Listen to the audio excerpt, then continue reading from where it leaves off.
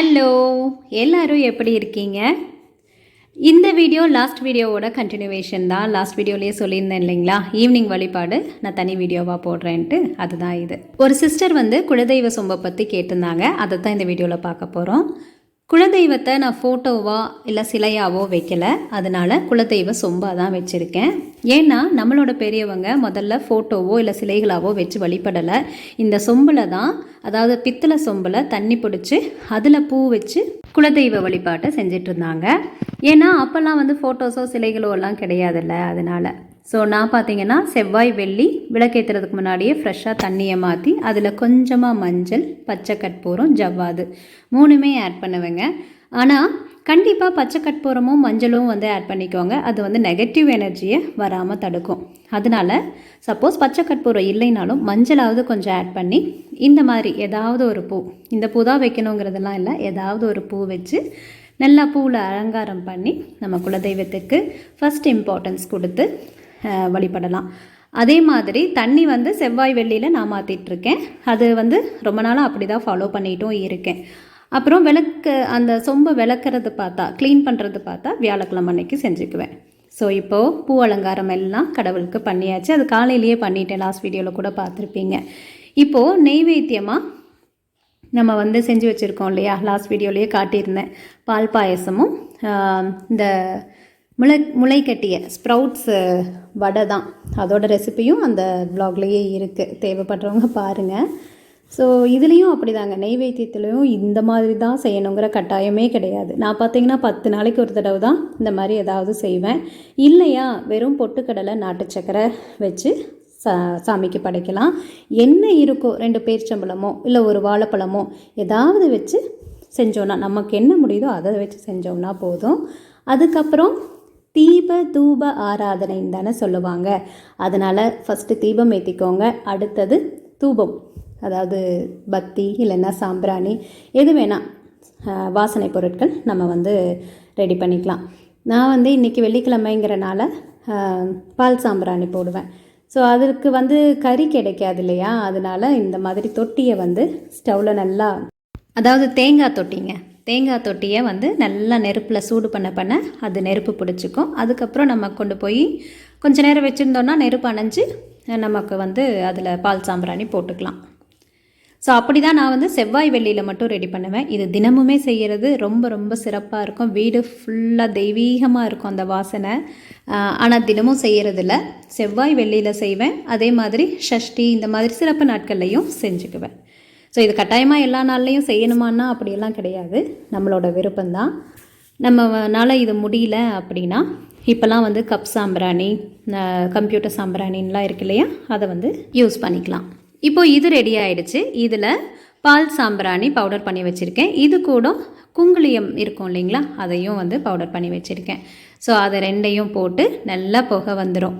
இப்போது நேராக சாமி படத்துக்கிட்ட போயிடக்கூடாது, பூஜா ரூமுக்கு போகக்கூடாது, நிலைவாசலில் கொண்டு காட்டி குலதெய்வத்தை சாமி கும்பிட்டு, இன்றைக்கி வெள்ளிக்கிழமைனால மகாலட்சுமி தாயாரையும் வரவேற்கிற விதமாக சாமி கும்பிட்டு உள்ளே வரணும். உள்ளே வந்ததுக்கப்புறமா எல்லா ரூம்லேயுமே கதவுக்கு பின்னாடி கண்டிப்பாக காட்டணும்.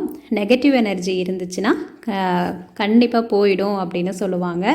ஸோ அதுவும் ஒரு காரணம். அதுவும் இல்லாமல் சயின்டிஃபிக்காக பார்த்தீங்க அப்படின்னா சின்ன சின்ன பூச்சிகளாக இருந்தால் கூட கதவுக்கு பின்னாடி போய் அண்டும். ஸோ இந்த புகையெல்லாம் பண்ணுறப்போ அதெல்லாம் போயிடும். ஸோ அதுக்காகவும் சொல்லியிருப்பாங்க.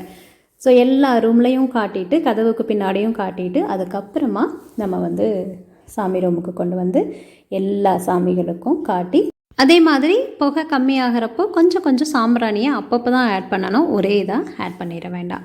ஸோ இந்த மாதிரி செய்கிறப்போ வீடு ஃபுல்லாக புகை மூட்டமாக கோயில் மாதிரி தெய்வீக வாசனையோட சூப்பராக இருக்கும். கண்டிப்பாக வாரத்துக்கு ஒரு முறையாவது செஞ்சு பாருங்கள், செம்மையாக இருக்கும்.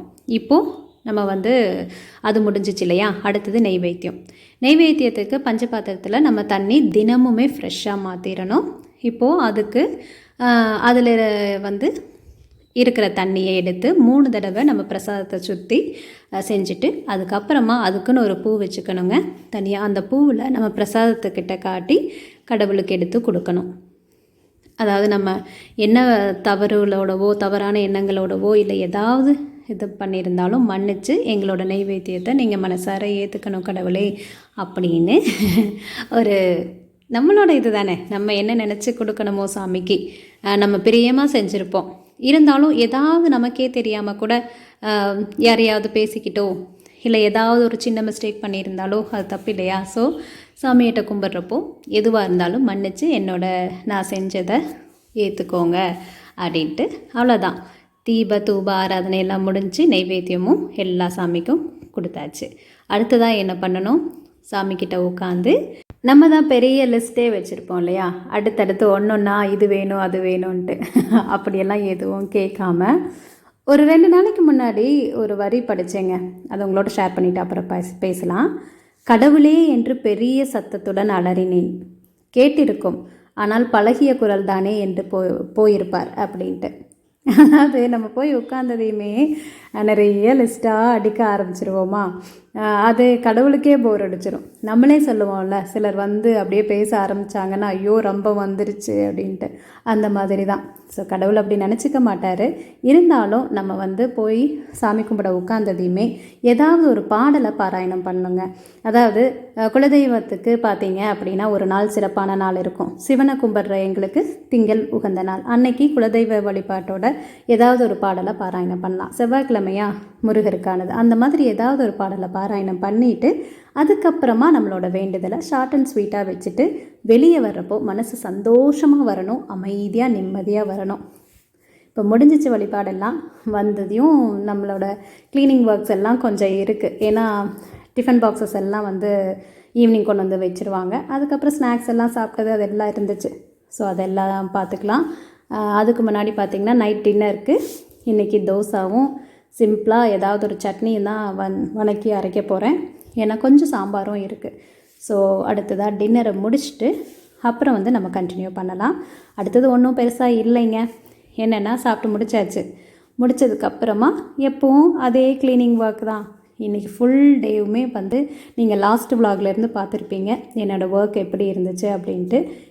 எவ்வளோ ஒர்க்ஸ் இருந்தாலும் அதை பிடிச்சி மனசார செய்கிறப்போ, அதுவும் இந்த செவ்வாய் வெள்ளியிலெல்லாம் செய்கிற வேலை, அதாவது வேலைன்னு நினைக்காம அப்படியே ஒரு மாதிரி மனசு சந்தோஷத்தோடு செய்கிறப்போ நேரமும் போய்கிட்டே இருக்கும், வேலையும் போய்கிட்டே இருக்கும், மனசும் ரொம்ப ரொம்ப சந்தோஷமாக இருக்கும். ஸோ வழிபாடு உங்களோடது எப்படி இருக்கும்னு தெரியல, நான் எப்படி வழிபடுவேன் அப்படிங்கிறத தான் நான் உங்களோட ஷேர் பண்ணியிருக்கேன். இதில் நிறைய வேறுபட்ட கருத்துகள் இருக்கலாம், கண்டிப்பாக இருக்கும். இருந்தால் ஷேர் பண்ணுங்கள். சப்போஸ் ஏதாவது மாற்ற வேண்டியது இருந்துச்சுன்னா நான் மாற்றிக்கிறேன். பட் என்னோடய வழிபாடு ரொம்ப காலமாகவே இப்படி தான் நான் கும்பிட்ருக்கேன், நல்லா தான் இருக்கேன். ஸோ இது எனக்கு நிம்மதியும் கொடுக்குது. நிறைய குழப்பங்கள் எதுவும் இல்லாமல் பயந்துக்காமல் நம்மளோட கடவுளை நாம் மனசார கும்பிடணும். ஸோ உங்களுக்கு இந்த வீடியோ ஏதாவது வகையில் யூஸ்ஃபுல்லாக இருந்துச்சுன்னா லைக் பண்ணி ஷேர் பண்ணி சப்ஸ்கிரைப் பண்ணுங்கள். வீடியோவை இதோட முடிச்சுக்கலாம். எனக்கு டேவும் இன்னையோட அவ்வளோதான் முடிஞ்சு. அடுத்த வீடியோவில் பார்க்கலாம். பாய்.